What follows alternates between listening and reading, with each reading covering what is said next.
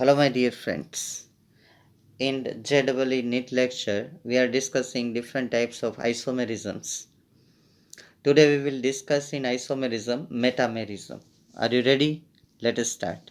Very easy, and sometimes in exam you are asked which of the following functional group shows metamerism or which of the following functional group does not show metamerism.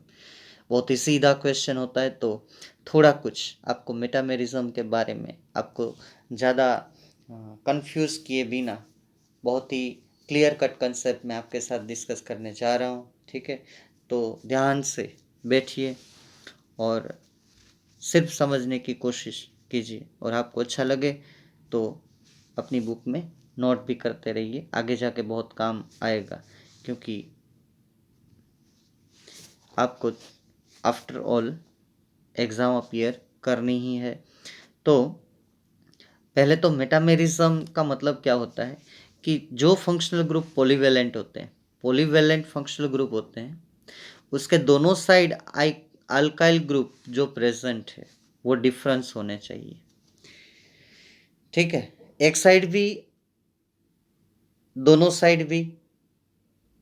ठीक है, alkyl group का, alkyl की chain जो है, तो कहाँ पे ये दिखाई देगा? जो फंक्शनल ग्रुप जिसकी वैलेंसी 2 और ग्रेटर देन 2 है उसको हम जनरल नोटेशन में बोलेंगे पॉलीवेलेंट। तो कौन कौन से फंक्शनल ग्रुप उसमें इंक्लूड होते हैं? तो एक तो है ether, thioether, sulphonate, anhydride, secondary amine, tertiary amine and ketone. इतने फंक्शनल ग्रुप आते हैं। ये है ईथर, ईथर ग्रुप, ये है थायो ईथर, ये है सल्फोनेट, ठीक है, और ये है एनहाइड्राइड। This is clear? कौन कौन से ग्रुप है जो मेटामर्स नहीं दिखाते हैं? तो जिसकी वैलेंसी 1 होती है, जैसे कि hydroxyl group, aldehyde, carboxylic acid, halogen, cyanide, nitrile, nitro group, इनकी वैलेंसी 1 ही होती है, एक ही जगह से ये अटैच हो सकते हैं, तो ये मेटामर्स नहीं दिखाते हैं। मेटामर्स में किन किन चीज़ों का आपको ध्यान रखना है? तो जब भी आप मेटामर्स डिस्कशन करेंगे तो इन अ पेयर ऑफ मेटामर्स, दोनों मेटामर्स में फंक्शनल ग्रुप चेंज नहीं होना चाहिए, डबल बॉन्ड चेंज नहीं होना चाहिए, ट्रिपल बॉन्ड अगर प्रेजेंट हो तो वो चेंज नहीं होना चाहिए। ठीक है, ट्रिपल बॉन्ड रहना चाहिए, मतलब उससे और कोई फंक्शनल ग्रुप या 2 डबल बॉन्ड में आपको कन्वर्ट नहीं करना है। ये सब जो है वो सेम रहना चाहिए कहीं पे भी, लेकिन डबल बॉन्ड आप निकाल नहीं सकते, ट्रिपल बॉन्ड निकाल नहीं सकते, फंक्शनल ग्रुप निकाल नहीं सकते। जब भी आप मेटामेरिज्म के बारे में सोचते हो तो थोड़ी देर के लिए वो concept chain isomerism, position isomerism, functional group isomerism वाला बाजू पे रख दीजिए, क्योंकि कभी कभी कोई केस में, जैसे कीटोन में ऐसा होता है कि वो पोजिशनल भी होता है और वो फंक्शनल ग्रुप भी होता है। ठीक है, तो उसी केस में आपको सिर्फ मेटामेरिज्म के बारे में सोचना है, ये सब चीज़ें सोचनी नहीं है, निग्लेक्ट करनी है। अगर प्रेजेंट है तो, नहीं है तो कोई बात नहीं। अब जो आर ग्रुप है वो आइदर साइड डिफरेंट होना चाहिए। ठीक है, चलिए मैं दिखाता हूँ। जो भी आइसोमर्स होंगे उसका मोलिकुलर फॉर्मूला सेम होगा, डी सेम होगा। देखिए, ये ईथर्स ग्रुप में मैं समझा रहा हूँ, IUPAC नेम नहीं दे रहा हूँ क्योंकि our topic is not of IUPAC name, just I am explaining you the metamerism. See here, 2 carbon both the sides, here is the 1 and here is the 3। तो कंपेयर करिए, यहाँ पे 2 तो यहाँ पे 1 डिफरेंस है, यहाँ पे 2 कार्बन की चेन, यहाँ पे 3 कार्बन डिफरेंस है, दोनों आइसोमर्स है, मेटामर्स है। अब यहाँ पे भी सेम है, 2 कार्बन लेफ्ट एंड राइट, यहाँ पे 1 and 3, तो दोनों को कंपेयर कीजिए, ये 2 1, ये 2 3, डिफरेंस है, left side, right side, so they are the metamers to each other. चलिए ग्रुप पहले पहचानिए कि कौन सा, ये एस्टर ग्रुप है। एस्टर ग्रुप के इस साइड में देखिए आप, यहाँ पे 2 कार्बन है तो यहाँ पे 1 है, यहाँ पे 1 है तो यहाँ पे 2 है, तो 2 1 1 2, difference is there, so they are the metamers to each other, third one are metamer, सब मेटामर्स, एग्जाम्पल मैंने सब मेटामर्स के दिए। ये सल्फोनेट ग्रुप है, सल्फोनेट एस्टर भी बोलते हैं उसको, सल्फोनेट एस्टर, तो यहाँ पे 2, तो इस साइड 1, यहाँ पे 1, तो यहाँ पे 2। देखिए 2 1 डिफरेंस, 1 2 डिफरेंस। ओके, सेम नहीं होना चाहिए, तो ये they are the metamers to each other. अब कौन सा ग्रुप लिया मैंने? एनहाइड्राइड ग्रुप लिया। यहाँ पे देखिए ये एनहाइड्राइड ग्रुप है जो राउंड कर रहा हूँ वो। अब देखिए दोनों साइड में यहाँ पे 2 कार्बन, यहाँ पे 1 कार्बन, यहाँ पे 2 कार्बन, यहाँ पे 3 कार्बन, तो ये 2 1 2 3, ठीक है, डिफरेंस है पूरा, they are the metamers. Secondary amine same आप समझ लेना, सेकेंडरी 2 2 1 3 अंडरलाइन वाला कंपेयर कर लेना, left side, right side, they are the metamers. Tertiary amine में देखिए यहाँ पे 3 वैलेंसी है, 1 2 3, यहाँ पे 2 कार्बन, यहाँ पे 1 कार्बन, यहाँ पे 2 कार्बन, यहाँ पे 1 कार्बन, यहाँ पे 1 कार्बन, यहाँ पे 3 कार्बन, कोई 2 में डिफरेंस होना चाहिए, ठीक है। तो देखिए ये लेफ्ट साइड 2, ये 1, यहाँ पे 2, यहाँ पे 3, ये राउंड वाला देखो, ये नीचे वाला निगलेक्ट करो, क्योंकि according to the definitions of metamers, तो either side we have to discuss, either side बोले तो left and right, that we have to compare only. एक चेन सेम है उसको आप निगलेक्ट करेंगे यहाँ टर्शरी में, उसमें याद रखना। अब यहाँ जो है ये कीटोन ग्रुप है। अब यहाँ देखिए 2 कार्बन, तो यहाँ पे 1 कार्बन, यहाँ पे 2 कार्बन, तो यहाँ पे 3 कार्बन, यहाँ पे 2 1 डिफरेंस है, यहाँ पे 2 3 differences, they are the metamers. मैं ऐसे भी लिख सकता था 1 और ये 3 वाला, ठीक है। तो 1 और 2 दे आर द मेटामर्स, 1 और 3 they are also metamers, but 2 and 3 are not metamers, remember. Okay, they are the chain isomers to each other. Chain में डिफरेंस है, देखिए IUPAC नेम। तो अब ये फर्स्ट एंड सेकंड वाला जो मैं आपको बोल रहा था, यहाँ पे मैंने मेटामर कंसिडर किया, लेकिन आप इसका IUPAC नाम लिखेंगे तो पेंटेन 3 आ रहा है। सिर्फ आपके जनरल नॉलेज के लिए, जो लोग ठीक से कर रहे हैं उनके लिए बहुत बढ़िया कंसेप्ट है। इसका नाम आ रहा है पेंटेन 2 अब देखिए ये 2 है और ये 3 है, तो सिर्फ फंक्शनल ग्रुप की पोजीशन में फर्क है, तो they are also the positional isomers. लेकिन मैंने क्या बोला, जब they are the metamers then neglect about positional isomers. So ketone, कभी कभी ऐसा बोला जाता है कि कीटोन ये मेटामर बोल सकते हैं तो पोजीशन है, नहीं, जब भी मेटामर्स होते हैं तो पोजीशन को थोड़ी देर के लिए निग्लेक्ट करो। अगर पोजीशन को ही सोचेंगे तो हम बोलेंगे, अगर यहाँ पे मेटामॉर्फिज्म के बारे में डिस्कशन नहीं होती और मैं सिर्फ आपको पोजीशन आइसोमर्स ही समझा रहा होता तो मैं बोलता कि ये पोजीशन आइसोमर्स। लेकिन अभी हम मेटामर्स के बारे में बात कर रहे हैं, तो मेरी मानो तो इसमें हम ये बोल सकते हैं both are positional as well as metamers to each other, ठीक है। अगर ये सेकंड और थर्ड के बारे में हम सोचें तो इसके IUPAC नेम तो डिफरेंट है, लेकिन फंक्शनल ग्रुप पे पोजीशन में कोई फर्क नहीं है। यहाँ पे भी 2 है, यहाँ पे भी 2 है। ये इसका नाम क्या होगा? 3-मिथाइल ब्यूटेन 2-1। जब भी साहब IUPAC नाम डिफरेंस होगा तो समझ लीजिए कोई ना कोई आइसोमर्स तो है ही।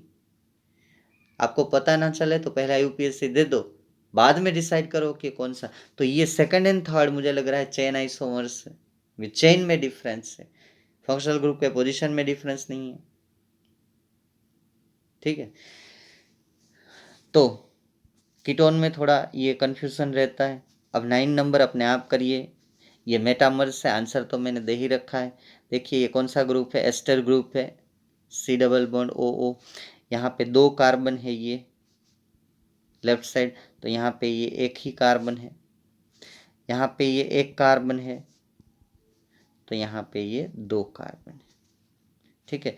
तो यहाँ पे 2 1 1 2 डिफरेंस है, they are the metamers to each other. चलिए आगे बढ़ते हैं। 10 नंबर मेटामर तो आज आपका मैं कंफर्म करके ही दम लूँगा। ये देखिए, अब इसको दोनों साइड आप चेक करिए, यहाँ पे बेंजीन रिंग है, यहाँ पे बेंजीन रिंग के ऊपर मिथाइल ग्रुप है, डिफरेंस है। यहाँ पे 2 कार्बन है, यहाँ पे 1 कार्बन है, दोनों साइड डिफरेंस है, they are the metamers to each other. आगे चलते हैं, ये देखिए इस साइड 4 कार्बन है, ये ईथर ग्रुप है, ये भी ईथर ग्रुप है, ये एक कार्बन है.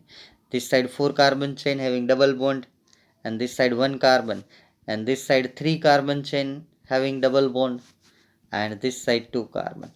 ठीक है, तो ये 4 और 3 डिफरेंस है, 1 और 2 डिफरेंस है. Then this first and second both are the metamers to each other.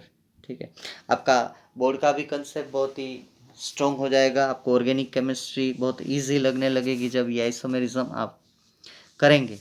तो अब तक मैंने आपके साथ I have discuss with you the 4 isomerism, chain isomerism, position isomerism, functional group isomerism and metamerism.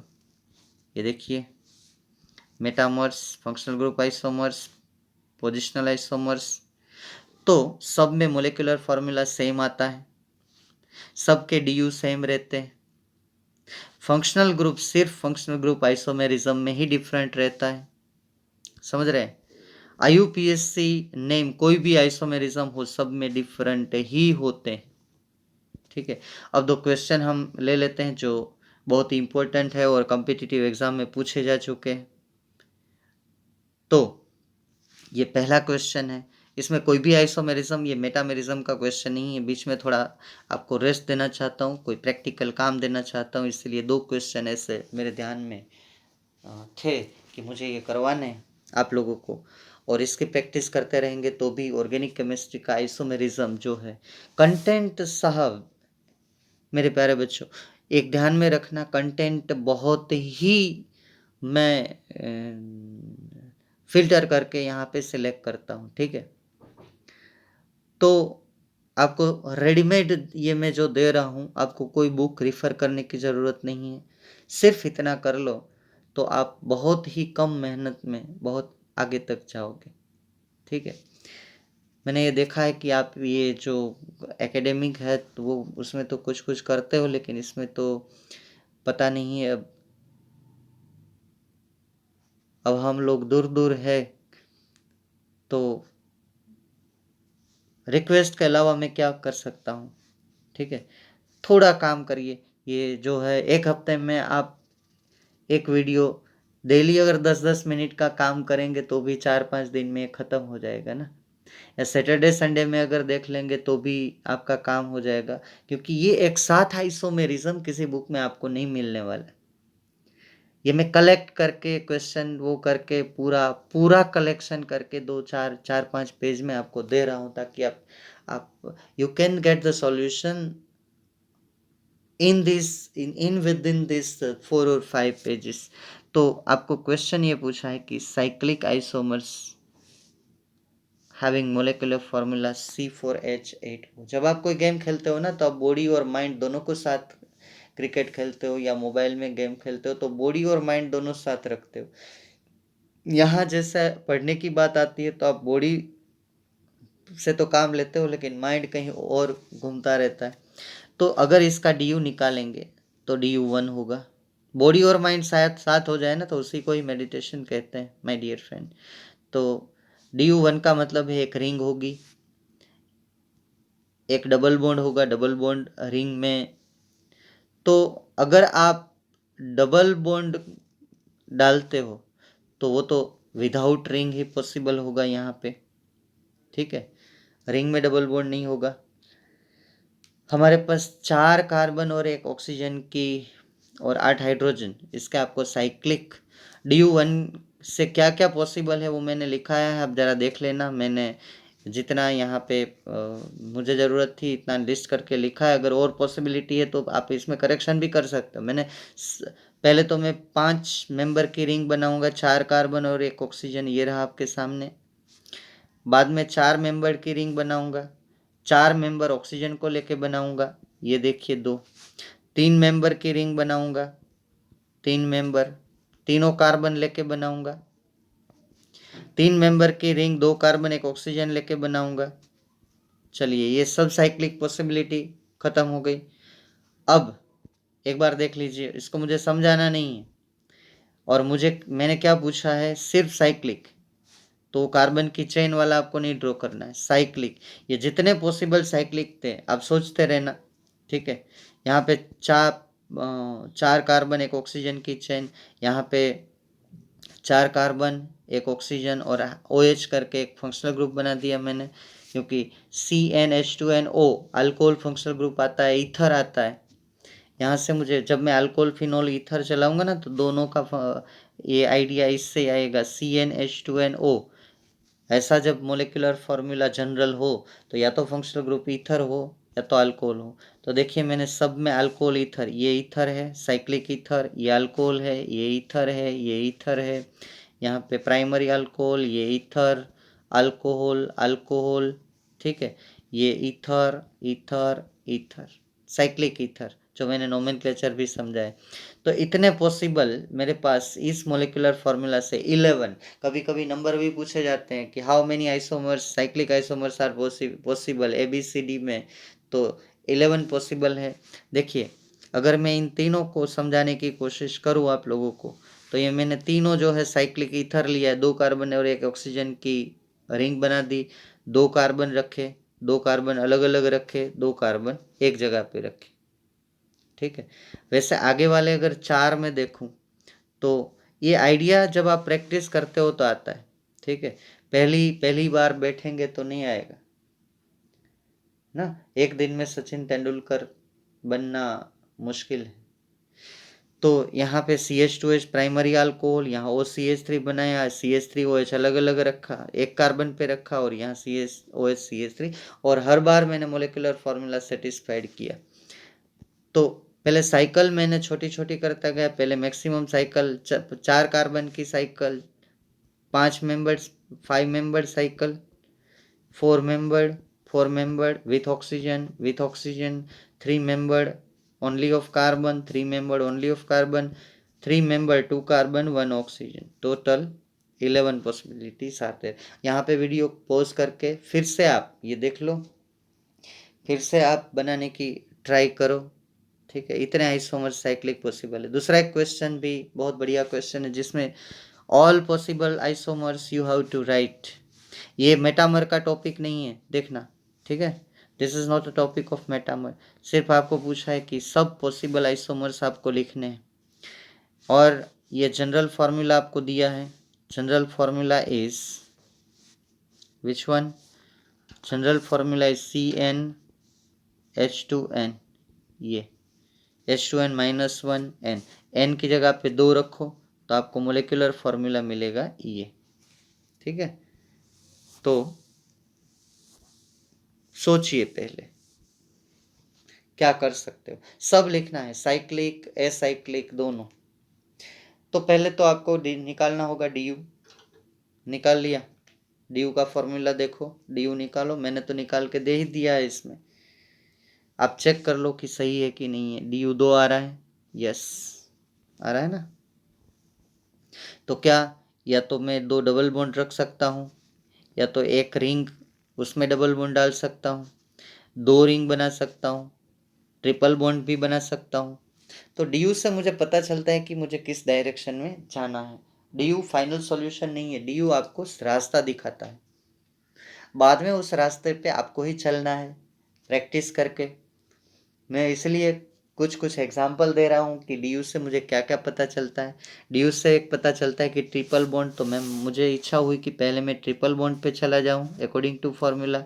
तो ट्रिपल बॉन्ड वाले ये 1 2 और ये 3 मुझे आइसोमर्स मिले। पहले साइनाइड ग्रुप बनाया, नाइट्राइल ग्रुप बनाया, फिर इथाइन ग्रुप बनाया और NH2 प्राइमरी रखा, तो इसका नाम होगा ethyne amine, ethyne -E + amine, ठीक है। बाद में मुझे DU से ये भी पता चला कि मैं 2 डबल बॉन्ड रख सकता हूँ, ये रहा 2 डबल बॉन्ड। तो 2 डबल बॉन्ड से मुझे ये आइडिया आया,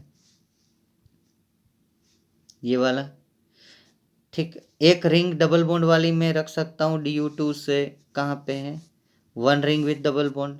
तो मेरे पास एक रिंग बनाने के लिए मिनिमम 3 मेंबर होने चाहिए, तो 2 कार्बन से रिंग नहीं बनती, तो नाइट्रोजन को मैंने इन्वॉल्व कर लिया रिंग में। नाइट्रोजन ऑक्सीजन सल्फर को आप रिंग में इन्वॉल्व कर सकते हो, ये भी मैं नई बात आपको सिखा रहा हूँ। तो ये नाइट्रोजन ये कार्बन कार्बन और यहाँ डबल बॉन्ड डाल दिया, और ये हाइड्रोजन जो है उसको कहीं शिफ्ट करके ये यहाँ पे डबल बॉन्ड डाल दिया, तो नाइट्रोजन की 3 वैलेंसी भी सेटिस्फाइड हो गई। तो साइक्लिक मेरे पास ये 2 पॉसिबिलिटी आती है। उसके बाद होता है डबल रिंग, 2 रिंग्स। तो 2 रिंग्स में मुझे मिनिमम 4 मेंबर्स चाहिए, तभी मेरी 2 रिंग बन सकती है। तो मेरे पास 2 कार्बन और 1 नाइट्रोजन, तो यहाँ पे 2 रिंग की कोई पॉसिबिलिटी नहीं है। ठीक है, एक रिंग के लिए मिनिमम 3 मेंबर चाहिए। अगर 2 रिंग बनानी है तो आप ऐसे 4 मेंबर है तो 2 रिंग ऐसे आप सोच सकते हो, पहले कहीं मैंने आपको सिखाया। और यहाँ से कनेक्शन कर दो डायगोनली, तो रिंग नंबर 1 और 2 हो सकती है। ये स्पाइरो और साइक्लिक कंपाउंड में भी मैंने आपको सिखाया था। अब यहाँ पे जो स्ट्रक्चरल आइसोमेरिज्म है, ये सब comes under the category of structural isomerism. तो अब हमें जाना है स्टीरियो आइसोमेरिज्म की तरफ। ठीक है, कहाँ जाना है? Stereo isomerism. तो स्टीरियो आइसोमेरिज्म और स्ट्रक्चरल आइसोमेरिज्म में क्या डिफरेंस होता है? Stereo isomerism arises due to the difference in spatial arrangement, means the arrangement in space. Spatial, उसको स्पाशियल भी बोलते हैं, spatial arrangement. Spatial means related to space. समझ गए मेरी बात? तो जब भी आप कोई स्टीरियो आइसोमर्स कंसीडर करते हैं माय डियर फ्रेंड्स, तब क्या क्या सेम होता है? स्टीरियो आइसोमर्स तो अभी हमने हेलो आल्केन हेलो एरिन में ऑप्टिकल एक्टिविटी में देखा है।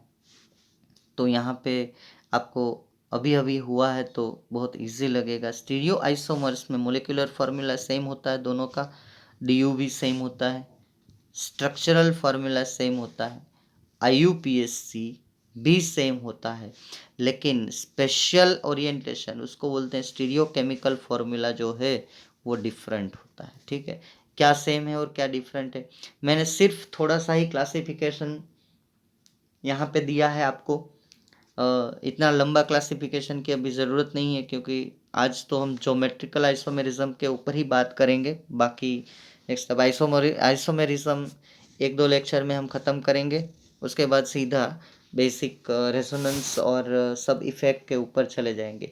ये सब जो है ना रूट कोजेस है ऑर्गेनिक केमिस्ट्री के। ये जितना आपका फॉर्म होगा उतनी ऑर्गेनिक केमिस्ट्री आपकी मजबूत होगी। आपको सब 12th का जो कंसेप्ट है वो इजीली समझ में आ जाएगा। जैसे जैसे आप रिवाइज करते जाओगे वैसे वैसे आपको बहुत ही ईजी समझ में आ जाएगा। ठीक है,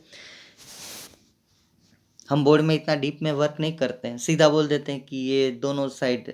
आप देखिए 11th में मैंने मेटामर्स समझाया तो सिर्फ 2, एक ईथर लिया था, एक प्राइमरी सेकेंडरी एमाइन लिया था। ठीक है, 2 लेके ही समझा दिया था, इतने सारी पॉसिबिलिटीज हमने नहीं ली थी। कन्फिगुरेशनल में ज्योमेट्रिकल देखना है, ऑप्टिकल देखना है। ऑप्टिकल हमने हेलो आल्केन हेलो एरिन में देखा। कन्फिगुरेशनल हम हाइड्रोकार्बन में कर चुके हैं, स्टेगर्ड इक्लिप्स। ठीक है, यहाँ कुछ नया होगा तो बाद में देखेंगे, लेकिन आज तो मुझे कंसंट्रेट होना है ज्योमेट्रिकल आइसोमेरिज्म में। तो देखिए ज्योमेट्रिकल आइसोमेरिज्म शॉर्ट में मैं लिखूंगा GI। किस किस बातों पे आपको ध्यान रखना है? Geometrical isomerism is shown by restricted rotation. आपको पता है कि carbon double bond carbon, carbon double bond nitrogen, carbon double bond oxygen, ऐसे जो डबल बॉन्ड वाली सिस्टम है वो रोटेट नहीं हो सकती, क्योंकि double bond is form by sideways overlapping of p orbital. तो जैसे आप कार्बन सिंगल बॉन्ड कार्बन को आप स्टेगर्ड और वो इक्लिप्स कन्फर्मर में आप रोटेट करते हो ना कार्बन कार्बन, तो carbon carbon single bond rotate हो सकता है क्योंकि हेड टू हेड ओवरलैपिंग है। लेकिन साइडवाइज ओवरलैपिंग में आप रोटेशन नहीं कर सकते, क्योंकि यहाँ pi bond sideways over, ring भी रोटेट नहीं होगी। ये रिंग के जब 3 कार्बन साइकिल बना लेते हैं तो अब ये कार्बन पूरे फिक्स हो जाते हैं, उसमें भी रोटेशन पॉसिबल नहीं है। तो जहाँ पे भी रिस्ट्रिक्टेड रोटेशन है वहाँ पे ज्योमेट्रिकल आइसोमेरिज्म पॉसिबल होगी। 1, 2 और 3 सिस्टम साइक्लिक, ये 3 छोटी साइकिल है, कोई भी साइकिल ले सकते हो। Carbon double bond nitrogen, carbon double bond carbon, carbon double bond oxygen. ठीक है, ये सब ज्योमेट्रिकल। अब आप बोलेंगे कि sir carbon double bond oxygen हम क्यों नहीं लेते हैं? तो जब भी डबल बॉन्ड होता है तो यहाँ पे 2 वैलेंसी, अब ऑक्सीजन की 2 ही वैलेंसी है, तो यहाँ पे हम ग्रुप ज़्यादा नहीं रख सकते। तो यहाँ पे कीटोन इसलिए मैंने नहीं लिया है कि वहाँ हम ज्योमेट्रिकल आइसोमेरिज्म के लिए मुझे डबल बॉन्ड के अलावा 2 ग्रुप लगाने होते हैं। जैसे कि मैंने कार्बन डबल बॉन्ड ऑक्सीजन ले लिया, तो यहाँ पे तो 2 ग्रुप लगा सकता हूँ, ऑक्सीजन पे 2 ग्रुप लगा नहीं सकता हूँ क्योंकि उसकी वैलेंसी 2 है। नाइट्रोजन में है पॉसिबल, यहाँ पे 2 ग्रुप लग सकते हैं, यहाँ पे एक लोन पेयर लेके आप बना सकते हो, ठीक है। नाइट्रोजन ऑक्सीजन का एक लोन पेयर लेंगे तो भी एक ही ग्रुप लगेगा, दूसरी लोन पेयर तो मिलेगी नहीं। तो कार्बन डबल बॉन्ड ऑक्सीजन में हम ज्योमेट्रिकल ज़्यादातर नहीं देखते हैं। सिंगल बॉन्ड में तो ज्योमेट्रिकल देखना ही नहीं है क्योंकि उसमें फ्री रोटेशन पॉसिबल है। दूसरी आप एक बोलेंगे कि sir carbon triple bond carbon में भी फ्री रोटेशन कहाँ है, नहीं है। तो लेकिन 2 ग्रुप नहीं आते ना दोनों कार्बन पे, मुझे मिनिमम कितने ग्रुप चाहिए, 2 2। तो यहाँ पे एक एक ग्रुप ही लग रहे हैं। कार्बन ट्रिपल बॉन्ड नाइट्रोजन भी है वो जो रिस्ट्रिक्टेड है, फिर भी मैं ज्योमेट्रिकल आइसोमेरिज्म में नहीं ले रहा हूँ। क्यों नहीं ले रहा हूँ, क्योंकि नाइट्रोजन की वैलेंसी तो खत्म हो गई, अब कार्बन की भी एक वैलेंसी बाकी है, तो यहाँ पे भी ज्योमेट्रिकल शो नहीं होगा। तो ज्योमेट्रिकल शो किस में होगा, carbon double bond carbon, carbon double bond nitrogen. और ये रिंग सिस्टम, रिंग कोई भी हो चलेगी, 3 member, 4 member, 5 member, 6 member, okay. तो along with carbon double bond carbon, if two groups are same side then they are called cis. If two groups are opposite side then they are called trans. See, opposite, in opposite plane, they are in a same plane, A are in same plane, B are in same plane, तो उसको सिस बोलेंगे। तो geometrical isomerism की condition क्या है, condition पहले पढ़ लेना। एक तो पहले ही मैं बता चुका हूँ आप लोगों को कि कार्बन डबल बॉन्ड कार्बन होना चाहिए। Each carbon double bond must contain two different group, उसके पास जो ग्रुप है वो दोनों डिफरेंट होने चाहिए। जैसे कि यहाँ 2 ग्रुप होंगे और यहाँ पे 2 ग्रुप होंगे, दोनों डिफरेंट होने चाहिए, ठीक है। और एक चीज़ ये भी देख सकते हो कि जो भी पेयर ज्योमेट्रिकल आइसोमेरिज्म की होगी तो उसमें जो ग्रुप है कार्बन के ऊपर लगे हुए, उसमें डिस्टेंस का कंसेप्ट लगेगा। देखिए यहाँ पे ये 2 ग्रुप है, और ए के बीच में लेस डिस्टेंस है, यहाँ पे ए के बीच में ज़्यादा डिस्टेंस है, तो इसको बोलते हैं स्पेशल ओरिएंटेशन। तो ऐसी चीज़ जब हम देखते हैं तो इसको ज्योमेट्रिकल आइसोमेरिज्म बोलते हैं। जैसे कि इसके पास 2 डिफरेंट ग्रुप है, 2 डिफरेंट ग्रुप है, तो ये जीआई शो करेगा। मैंने अभी अभी इसका स्ट्रक्चर तो बताया, यहाँ पे ये रहा सी ए बी, तो ये जीआई शो करेगा। जीआई मतलब ज्योमेट्रिकल आइसोमेरिज्म।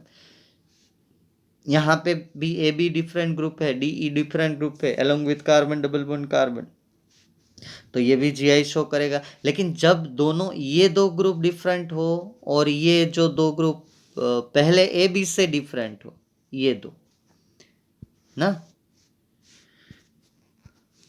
तब एक नया कंसेप्ट आता है। ये ए बी दोनों डिफरेंट है, ये डी ई दोनों डिफरेंट है। यहाँ क्या था, ए बी सेम था लेकिन कार्बन के ऊपर वो डिफरेंट है। एक कार्बन के ऊपर ए बी दोनों डिफरेंट, दूसरे कार्बन के ऊपर ए बी दोनों डिफरेंट, ठीक है। यहाँ पे भी कंडीशन सेटिस्फाइड हो रही है, ए बी एक कार्बन के ऊपर कार्बन कार्बन डबल बॉन्ड वाला कार्बन डिफरेंट, और वहाँ डी ई है, ए बी नहीं है, तो ये भी ज्योमेट्रिकल आइसोमेरिज्म शो करेगा। लेकिन इसमें एक नया कंसेप्ट आता है ई जेड। हम यहाँ पे सिस ट्रांस नहीं लिखते हैं, ई जेड लिखते हैं। वो कैसे लिखते हैं वो जब वो डिस्कशन करेंगे तब देखेंगे, अभी आप इतना याद रखिएगा। तो ये तीसरी कंडीशन है, यहाँ देखिए 2 सेम ग्रुप है, यहाँ डिफरेंट है ए बी लेकिन यहाँ सेम है, तो ये नहीं शो करेगा। यहाँ भी सेम है, यहाँ भी सेम है, ए बी बी, ये शो नहीं करेगा, क्रॉस लगा दो। यहाँ यहाँ भी मैं एक एग्जांपल दूं आपको, CH2 डबल बॉन्ड CH2, तो ये भी शो नहीं करेगा, ठीक है। ये फोर्थ वाला अगर आप एग्जांपल लेना चाहते हो तो मैं ऐसा भी बोल सकता हूँ, CH2 डबल बॉन्ड CH3, ठीक है, ऐसे बोल सकता हूँ ना। ये भी 2 कार्बन ए सेम है, यहाँ पे 2 मिथाइल, ये भी सेम है। एक भी कार्बन के ऊपर, देखिए यहाँ एक के ऊपर सेम है, दूसरे के ऊपर डिफरेंट है, फिर भी ये शो नहीं करेगा, दोनों के ऊपर डिफरेंट होना चाहिए। तो ये 5 कंडीशन पॉसिबल है। कहाँ पे कहाँ पे जीआई आपको मिलेगा, कहाँ पे नहीं मिलेगा, वो मैंने आपको बताया। अब जीआई के बारे में आपको प्रेडिक्ट करना है कि ये पॉसिबल होगा कि नहीं होगा। दिखाना नहीं है, ड्रॉ नहीं करना है, सिर्फ आपको बताना है कि होगा कि नहीं होगा। इज इट जीआई पॉसिबल और नॉट पॉसिबल? ओके, तो आपको पहले डबल बॉन्ड, स्टीरियोजेनिक सेंटर, जहां से भी डिसाइड किया जाता है उसको बोलते हैं स्टीरियोजेनिक सेंटर। स्टीरियोजेनिक सेंटर में, जीआई में कौन है स्टीरियोजेनिक सेंटर? हम पहले डबल बॉन्ड डिसाइड करते हैं, या तो रिंग करते हैं, रिंग के बारे में हम नेक्स्ट लेक्चर में बात करेंगे, या तो हम किराल सेंटर डिसाइड करते हैं। किराल सेंटर मतलब कि the center whose all four valencies are satisfied by different group, जैसे हमने हेलो आल्केन हेलो एरिन में लिया था किराल कार्बन। तो जहां से भी स्टीरियो आइसोमेरिज्म डिसाइड होता है, जिसकी वजह से स्टीरियो आइसोमेरिज्म प्रोड्यूस होता है, उस सेंटर को बोलते हैं स्टीरियोजेनिक सेंटर। अब जो टॉपिक बाकी है उसमें हम स्टीरियोजेनिक सेंटर को एससी से लिखेंगे। अगर एक भी आपको स्टीरियोजेनिक सेंटर मिल जाता है कि हाँ ये है, तो आप सीधा बोल दो कि ये जीआई।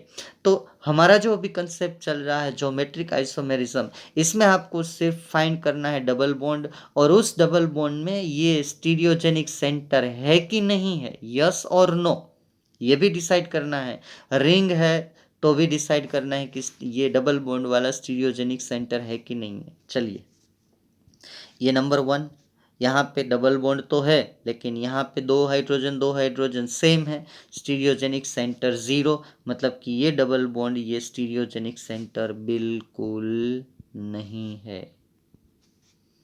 ये भी देखिए, यहाँ पे CH3 और H दो डिफरेंट ग्रुप है, along with carbon double bond carbon, यहाँ पे दो हाइड्रोजन सेम है, तो यहाँ पे भी ये डबल बॉन्ड स्टीरियोजेनिक सेंटर नहीं है, यहाँ जीआई पॉसिबल नहीं होगा, यहाँ भी नहीं होगा। तीसरा देखिए, ये कार्बन डबल बॉन्ड कार्बन, ठीक है, एक CH3 ग्रुप एक H ग्रुप, दोनों डिफरेंट, यहाँ पे एक H ग्रुप एक CH3 ग्रुप, तो यहाँ जीआई पॉसिबल है, और ये डबल बॉन्ड मैंने स्टार करके दिया है, तो ये स्टीरियोजेनिक सेंटर है। नंबर 4 पे देखिए, तो पहले ये पहला सेंटर है, आ रहा है हमारे पास, तो यहाँ पे इस कार्बन के ऊपर देखिए, ठीक से समझने की कोशिश करिएगा, ठीक है। ये देखिए, एक आपके पास हाइड्रोजन है और एक CH3 है, इस साइड क्या है, एक हाइड्रोजन है, सॉरी एक हाइड्रोजन है, और एक ये पूरा ग्रुप है डबल बॉन्ड वाला, तो दोनों डिफरेंट है, तो हाँ ये स्टीरियोजेनिक सेंटर है, तो इसको लेके आप एक सिस ट्रांस बना सकते हो। अब ये दूसरा कार्बन डबल बॉन्ड कार्बन देख लो, ये वाला, तो उसमें देखिए क्या है, दोनों वैलेंसी सेम है कि डिफरेंट है, ठीक है। चलिए, यहाँ पे हाइड्रोजन है और यहाँ पे ये पूरी सिस्टम है, यहाँ पे हाइड्रोजन है और एक CH3 है, डिफरेंट है, यस। तो इस डबल बॉन्ड से भी ज्योमेट्रिकल आइसोमेरिज्म पॉसिबल है, तो ये जीआई शो करेगा, इसके पास स्टीरियोजेनिक सेंटर 2 है। अब ये देखिए, CH3 और मिथाइल, कभी कभी यहाँ बच्चे कंफ्यूज हो जाते हैं कि CH3 और मिथाइल अलग गिन लेते हैं, CH3 वही मिथाइल है वही CH3 है, तो दोनों सेम है, तो along with this double bond GI possible नहीं है। GI मीन्स ज्योमेट्रिकल आइसोमेरिज्म, ये स्टीरियोजेनिक सेंटर नहीं है, स्टीरियोजेनिक सेंटर 0। नंबर 6 पे आ जाइए, CH3, चलिए carbon double along with carbon double bond carbon, ये रहा, यहाँ H और CH3, यहाँ इथाइल एंड ET लिखा है, ET इथाइल का शॉर्ट फॉर्म है, तो ये दो सेम हो गए ये दोनों, तो यहाँ GI शो नहीं होगा। स्टीरियोजेनिक सेंटर डबल बॉन्ड तो है लेकिन वो स्टीरियोजेनिक नहीं है, इसलिए स्टीरियोजेनिक सेंटर 0, ठीक है। 7 नंबर पे आइए, यहाँ ये रहा कार्बन डबल बॉन्ड कार्बन, कौन कौन से दो है, एक तो हाइड्रोजन है और दूसरा इथाइल ग्रुप है, एक हाइड्रोजन है और इथाइल ग्रुप है, यहाँ पे भी एक हाइड्रोजन है और एक ये इतना बड़ा है, तो दोनों डिफरेंट है, यस ये जीआई पॉसिबल, जीआई शो करेगा।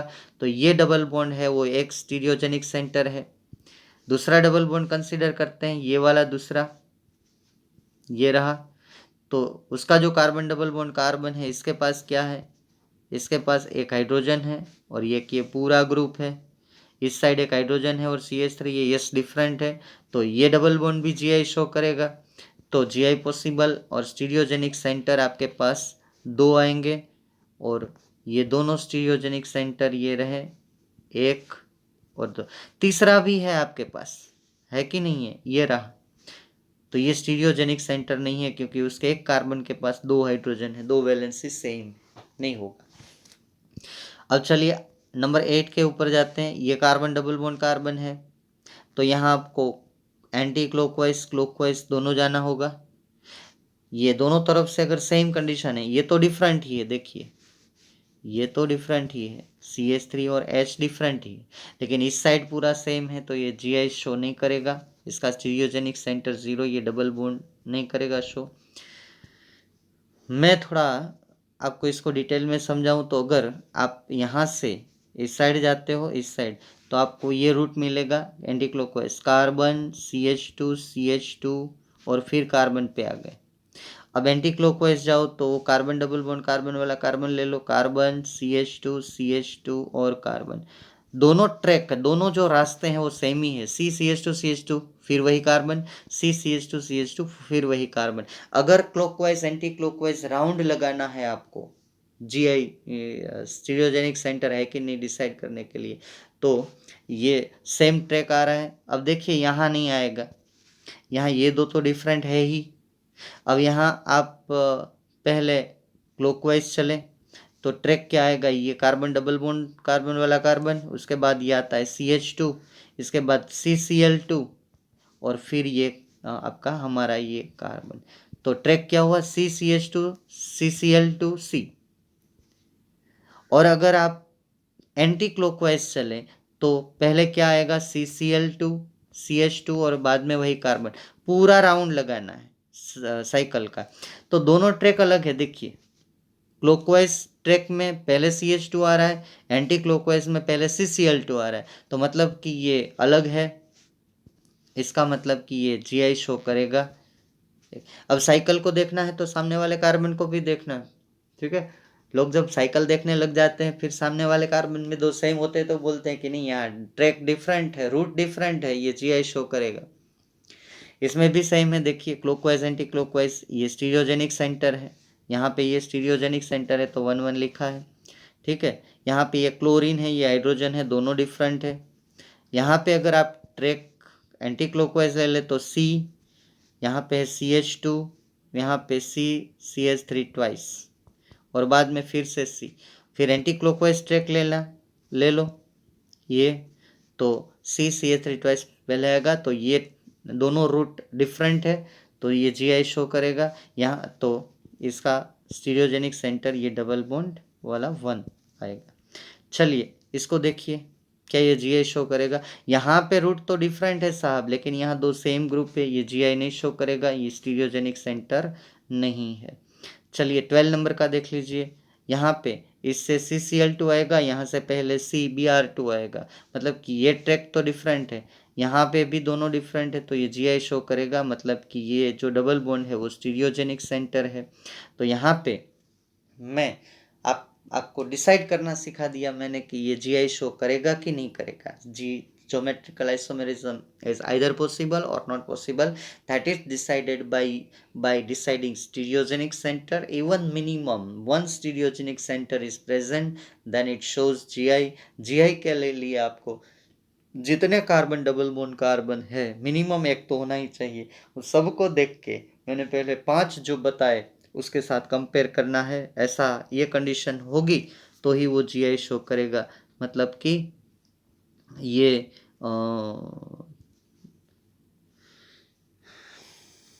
तीसरे वाली कंडीशन, फोर्थ कंडीशन, ये फिफ्थ कंडीशन, सॉरी फिफ्थ में नहीं होगा GI शो, क्योंकि ME लिखा है ना वहाँ पे, हाँ स्टीरियोजेनिक सेंटर 0।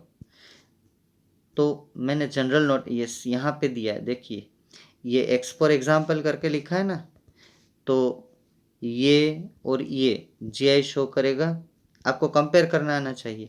और ये 3 कंडीशन में GI शो नहीं होगा।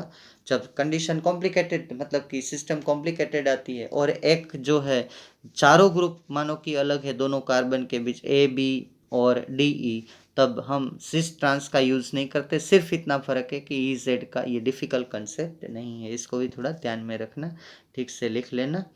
और यहाँ पे मैं ये लेक्चर ख़त्म कर रहा हूँ, ठीक है। Thank you friends. नेक्स्ट में हम GI ड्यू टू रिंग के बारे में डिस्कशन करेंगे। Okay, till then bye.